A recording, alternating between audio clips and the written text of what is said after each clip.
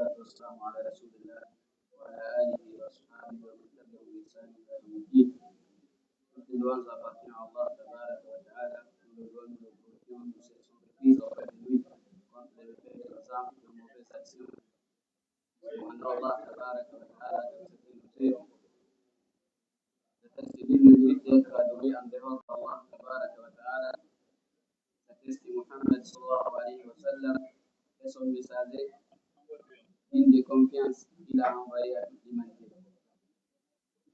C'est-à-dire que celui qui Allah a guidé, il ne peut l'égarer. Et celui qui égare, personne ne peut le guider.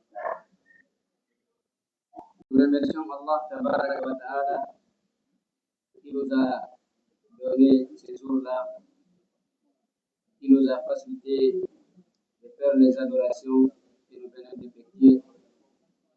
Nous le demandons d'accepter et nous demandons à Allah tabaraka wa ta'ala de nous accorder la Qur'an.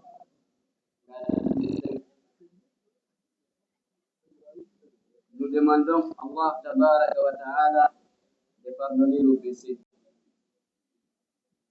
Nous demandons à Allah tabaraka wa ta'ala de nous faciliter à avoir la nuit que nous cherchons et de nous pardonner. Le prophète sallallahu alayhi wa sallam, quand le mois de Ramadan venait, il annonçait des bonnes nouvelles à ses compagnons. Il disait أتاكم شهر رمضان شهر مبارك فرض الله عليكم صيامه تفتح فيه أبواب الجنة وتغلق فيه أبواب الجحيم وتغل فيه مردة الشياطين وفيه ليلة هي خير من 1000 شهر من حرم خيرها فقد حرم. Il disait à ses compagnons, le mois de Ramadan vous est béni. Allah vous a prescrit des jeûnes.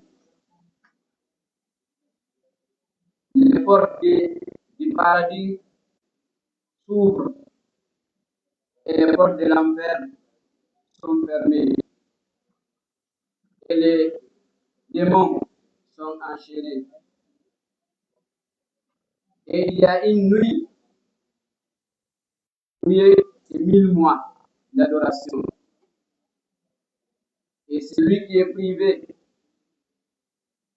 de ses bienfaits de cette nuit, il a été privé d'un bienfait. La nuit du destin vaut mieux que 1000 mois d'adoration.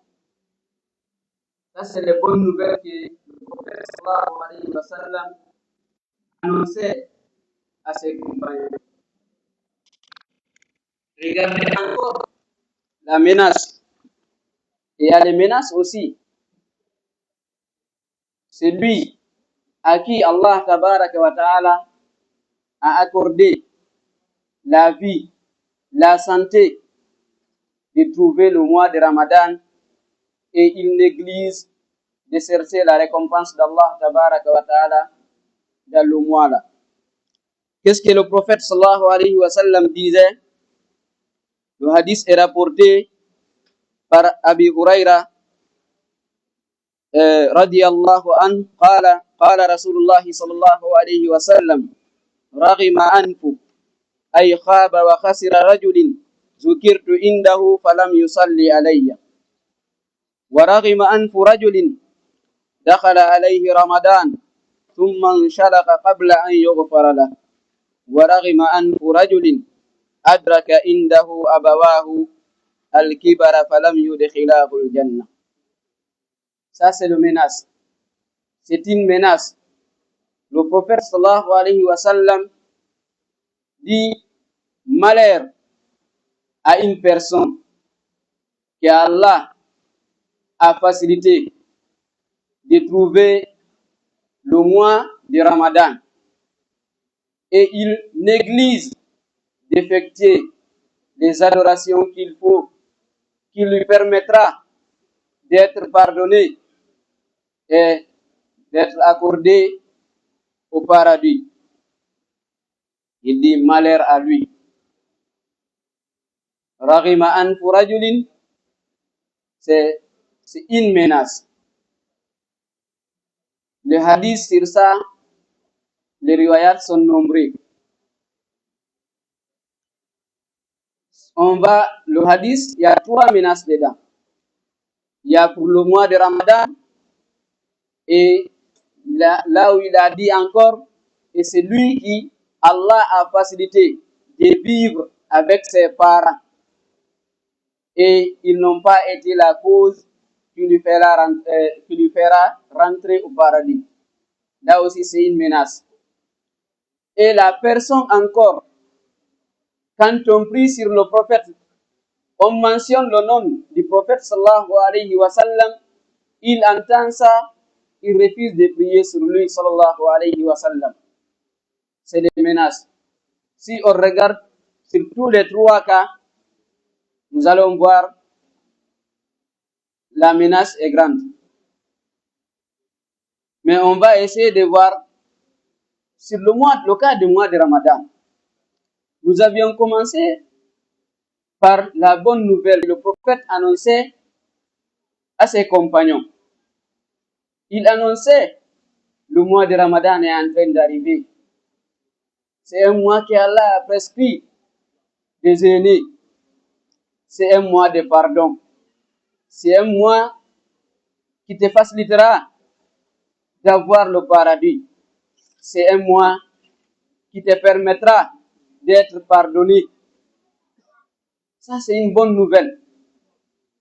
Mais celui qui néglige aussi, il y a une menace. Il dit celui qui, Allah a facilité de trouver le mois de Ramadan et il néglige, il reste tout le mois là sans œuvrer, sans travailler, sans avoir la cause qui lui permettra d'être pardonné et d'avoir le paradis. C'est une menace pour lui. Jibril a maudit la personne et le prophète sallallahu alayhi wa sallam a demandé qu'Allah Allah d'accepter. Comme nous avions dit, les riwayats sont nombreux. Un jour, le prophète sallallahu alayhi wa sallam montait sur le mimbar. Il était en train de monter pour faire le sermon du vendredi. Il a pris le premier escalier, il a dit Amin. Il a pris le deuxième escalier, il a dit Amin.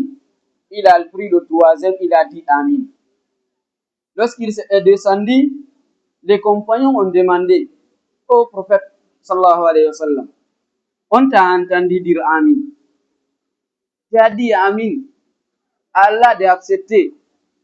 Quoi? Il dit, Jibril alayhi salam est venu me dire, malheur à une personne qui trouve le mois de Ramadan et il soit négligent jusqu'à le mois la termine, il n'a pas eu la satisfaction d'Allah tabaraka wa ta'ala, le pardon d'Allah, il n'a pas eu l'accord d'être enregistré parmi les gens du paradis. Jibril a dit qu'Allah le met à l'enfer, qu'il le éloigne. Il dit au prophète, dis Amin. Le prophète a dit Amin. C'est les menaces. Et pourquoi? Parce que les bienfaits du mois de Ramadan sont nombreux. Le prophète nous a dit, les portes du paradis sont ouvertes. Les portes de l'enfer sont fermées. Et les démons sont enchaînés. Alors c'est les bienfaits qui restent. Mais si la personne, Allah t'a accordé les bienfaits là, et tu restes tout le mois là, sans avoir la satisfaction, c'est pour cela Jibril a maudit la personne et le prophète a demandé à Allah d'accepter. Et nous demandons à Allah tabaraka wa ta'ala d'accepter ce qu'on a fait et de nous pardonner les péchés. C'est le moment, comme nous avions dit la fois passée, toujours de revoir ce qu'on a pu faire depuis le début jusqu'à l'heure là. Si on a œuvré, on a fait des biens, nous continuons. Et si nous étions négligents, qu'on se répande vers Allah tabaraka wa ta'ala, on continue à œuvrer dans le bon sens. Ça nous reste quelques jours. Toujours c'est la fin qui compte. Ce qui est passé là, tu demandes à Allah tabaraka wa ta'ala de te pardonner les négligences que tu as fait et tu continues à effectuer les bonnes œuvres pour les jours qui te restent. Inch'Allah tabaraka wa ta'ala, il va te pardonner les péchés passés et il va te faciliter et il acceptera ce que tu as œuvré. Alors les jours qui nous restent là, profitons. C'est un bienfait qu'Allah nous a accordé. C'est un bienfait. On ne cesse pas de rappeler. L'année passée, nous étions avec beaucoup de personnes qui sont décédées. Nous aussi, on ne sait pas quand est-ce la mort va nous arriver. Toujours nous aurons un dernier Ramadan. Nous aurons un dernier prière. Et nous demandons à Allah tabaraka wa ta'ala de nous donner une longue vie et une heureuse fin. Les œuvres pendant le Ramadan là, les bonnes actions sont multipliées. C'est Allah tabaraka wa ta'ala qui a pris la garantie de récompenser le honneurs. Il a dit toutes les œuvres d'Ibn Adam sont à lui, sauf le jeûne. Il a dit le jeûne, c'est lui-même qui va prendre la charge de récompenser la personne. Les autres œuvres là, il va dire aux anges, écrivez-lui tel. Mais il a dit, le jeûne, c'est lui-même qui va récompenser la personne. Alors, c'est le moment de profiter. Quand c'est Allah tabaraka wa ta'ala lui-même qui a dit, c'est lui-même qui va te récompenser. Vraiment, tu ne dois pas être négligent. Il faut œuvrer. Parce que c'est le patron lui-même. Il ne donne pas l'ordre à une autre personne. C'est lui-même qui va te récompenser. Et pourquoi pas travailler? Pour lui montrer qui tu es. Et tu as besoin de lui. Tu as besoin de sa récompense. Il faut travailler. Il faut travailler. Dans le sermon du vendredi aujourd'hui, notre imam nous a donné l'exemple. Il a dit, si une banque s'ouvre au dehors, on dit chacun de nous de partir prendre l'argent qu'il peut. C'est ouvert, pas de limite. Est-ce que quelqu'un de nous va négliger? Est-ce qu'il va dire non, moi je suis fatigué, j'ai sommeil? Non. Alors le mois de Ramadan, c'est l'exemple à cette banque. C'est une porte qui est ouverte de venir prendre les bienfaits, les récompenses qui sont multipliées. C'est Allah seulement qui connaît sa valeur. Multiplions les efforts. Ne laissons pas le shaitan nous distraire, nous empêcher d'œuvrer, de travailler, de faire les bonnes actions. Alors, profitons. Ne laissons pas nos téléphones nous distraire de lire le Coran, de faire les azkars, de faire les sadaqat. Ne laissons pas les films, les séries, les foot, les politiques nous distraire. Vous savez, le shaitan aime quand on reste à 2 à 3 personnes seulement, c'est l'affaire des politiques, du foot et autres choses qu'il va amener.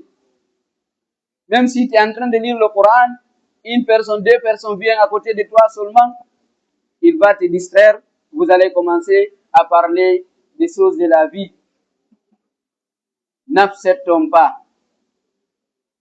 Les jours qui nous restent là, profitons. Répandons-nous. Multiplions les œuvres. Multiplions les surérogatoires. Multiplions les lectures du Coran. Ceux qui ont le temps de venir rester à la mosquée, faire les adorations, venez. Les jours qui restent là, venez profiter. Venez demander à Allah de vous pardonner. Venez montrer lui que vous avez besoin de lui. Vous avez besoin de son pardon. Vous voulez qu'il vous inscrit parmi les gens qu'il a dit. Chaque jour, il a les gens qu'il a franchis du fait de l'enfer. Qu'il écrit parmi les gagnants du paradis. Venez. C'est le moment. C'est le moment de se repentir. Le Ramadan, c'est une formation, c'est un séminaire. Il est venu nous former. Regardez le mois de Ramadan. Beaucoup de gens pensent que le Ramadan est venu interdire ce que l'islam n'avait pas interdit. Ce que le Ramadan est venu interdire ce qui était autorisé, ce qui est permis. Il est venu juste interdire 3 choses. manger et de boire dans la journée et de se voir avec sa femme. C'est les trois choses-là. Tous les autres, c'est l'islam qui avait interdit. Le mensonge, c'est pas le Ramadan qui a interdit. Le zina, c'est pas le Ramadan qui a interdit. La cigarette, l'alcool, et tout ce que nous connaissons, c'est pas le Ramadan. Mais beaucoup pensent que c'est le Ramadan. Parce que pendant le Ramadan, ils n'acceptent pas de mentir, de calomnier, de tricher, de voler. Mais après le Ramadan, il fait tout. Et pourtant, c'est pas le Ramadan qui a interdit ça. C'est pas le mois de Ramadan qui a interdit ça. C'est l'islam. Le Ramadan est venu juste nous former, nous montrer que si on a pu laisser ce qui est autorisé, donc on peut laisser les interdits. Durant tout le mois là, Allah t'a facilité, tu n'as pas fumé, tu n'as pas bu, tu n'as pas menti, tu n'as pas volé, tu n'as pas triché. Mais c'est une façon de te prouver que donc tu peux continuer à œuvrer. Alors, répands-toi et tourne la page. Prends une nouvelle page après le Ramadan pour que tu continues. Les gens qui te connaissaient demandent, c'est comment on voit un changement positif. Actuellement, là, tu te réveilles en temps. Tu viens à la mosquée. Tu respectes les heures de la prière. Maintenant, essaye de formuler l'intention de continuer sur ça. Tu lis le Coran. Tu fais les azkars. Tu fais les prières surrogatoires. Continue sur ça. Les bienfaits du Ramadan, c'est une formation. C'est une formation. C'est un séminaire. Alors, n'abandonnons pas. Essayons de changer, de formuler les bonnes intentions, de nous repentir vers Allah tabaraka wa ta'ala, de demander son pardon, d'accepter d'œuvrer dans le bon sens. Regardez le prophète sallallahu alayhi wa sallam. Il dit, c'est lui qui prie la prière de Subuh en jama'a et il reste sur place, l'endroit là où il a prié. Il fait les azkar jusqu'au lever du soleil et il prie des rak'ahs. Allah va lui récompenser comme s'il a effectué le Hajj et Umrah complet. C'est des choses qui sont faciles. C'est des choses qui sont faciles, qui ont beaucoup de récompenses. Alors, toutes les choses là, on ne doit pas les négliger. On a besoin du pardon d'Allah tabaraka wa ta'ala. On a besoin de beaucoup de récompenses.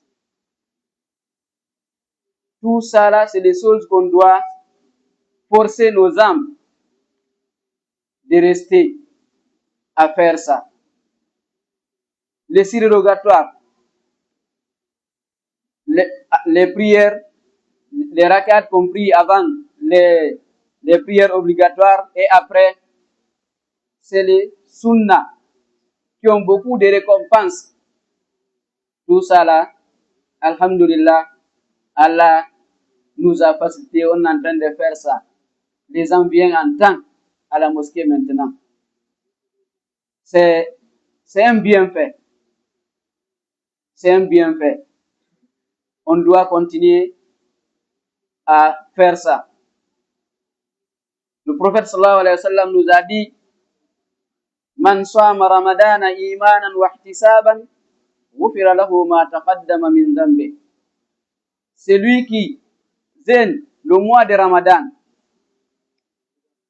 avec iman et en espérant la récompense d'Allah tabaraka wa ta'ala, Allah va pardonner ses péchés passé.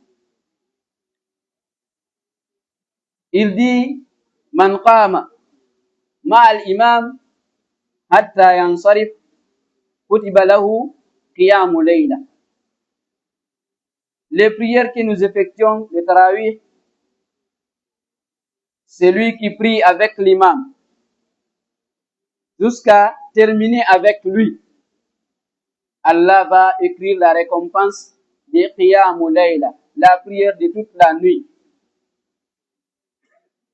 Mais nous voyons, soit par négligence, soit par manque de connaissances, beaucoup vont venir prier quelques rakas et partir laisser l'imam sans terminer avec lui. Tu es en train de perdre beaucoup de récompenses. Tu peux prier avec lui. Si tu as envie encore de partir à la maison prier, tu pars à la maison, tu pries autant que tu veux. Comme le prophète sallallahu alayhi wa sallam a dit, Salatul layli masna masna. La prière de la nuit, c'est deux rakas.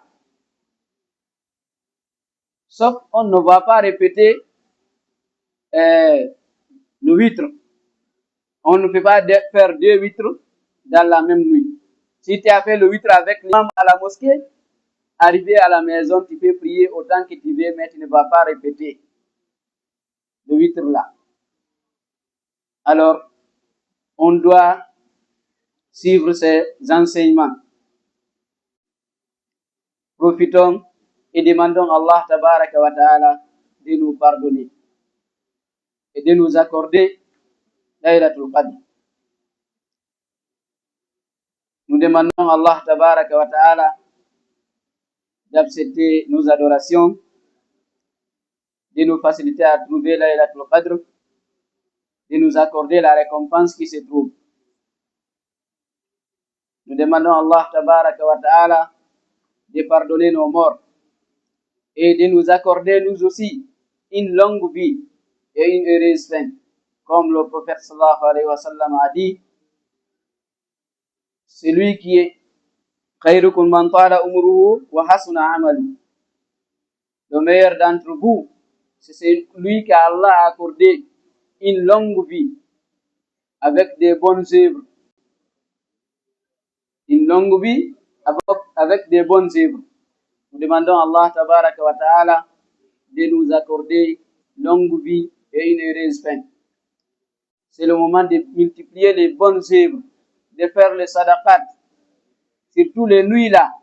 Si Allah t'accorde, tu es en train de faire le sadaqa et tu tombes dans la nuit des destins.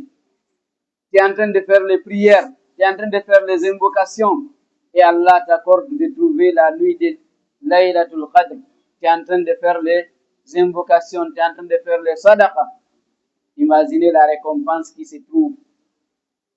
Laylatul Qadr khayrun min alfi shahr. La nuit là vaut mieux 1000 mois d'adoration, qui équivaut à 84 ou 83 et quelques mois d'adoration. Mais nous connaissons actuellement la vie est trop courte. La vie est trop courte. Combien de personnes qui étaient avec nous, qui n'ont pas eu l'âge. Il y a les enfants qui meurent. Nous sommes exposés à tous les dangers de la mort. Les morts subites, les accidents, ainsi de suite. Nous demandons à Allah tabaraka wa ta'ala de nous pardonner. ربنا آتنا في الدنيا حسنة وفي الآخرة حسنة وقنا عذاب النار ربنا لا تزغ قلوبنا بعد إذ هديتنا وهب لنا من لدنك رحمة إنك أنت الوهاب سبحان ربك رب العزة عما يصفون وسلام على المرسلين والحمد لله رب العالمين. السلام عليكم ورحمة الله.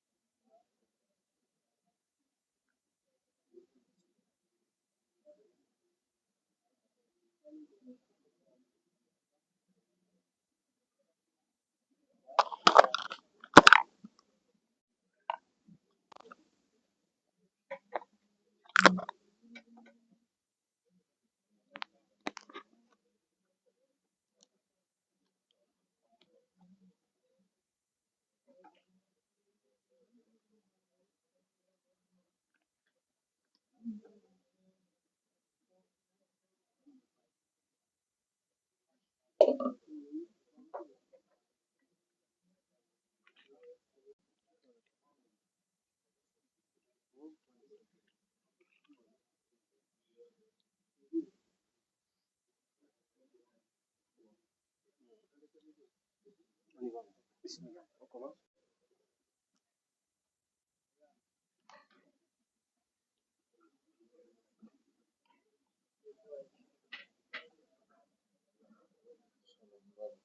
Ça fait une interférence quoi.